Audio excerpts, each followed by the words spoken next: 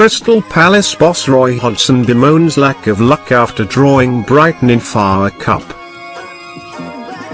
Quite the opposite, in fact. The Palace manager, 70, revealed when he was a nipper living in Croydon both clubs and their supporters got on fine. That was more than half a century ago.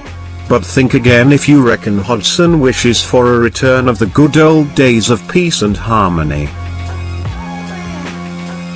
Ahead of Palace's third-round FA Cup trip to Brighton tomorrow, the ex-England boss hailed the fierce rivalry. Hodgson said, "I don't think it existed when I was a fan.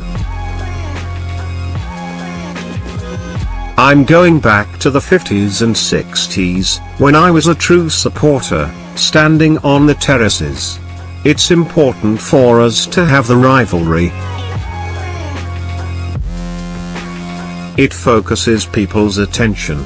We have a lot of derbies but they don't get hyped up in the same way as, say, Spurs and West Ham last week. It's good to have a derby of particular importance to the fans. And it's good for football and the club as long as you don't get that hooliganism we all deplore." As much as he welcomes a showdown with Chris Hughton's Brighton, Hodgson feels Palace got the short straw landing them at the Amex so early in the cup.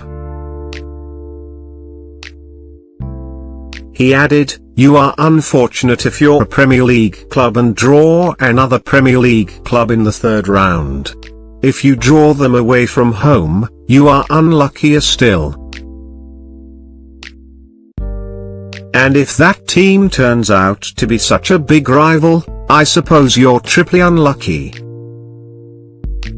It's good to have a derby of particular importance to the fans." Crystal Palace boss Roy Hodgson. Meanwhile, Brighton midfielder Beram Kyle admits he is desperate to make his mark against Palace after a 4-month layoff with a broken leg.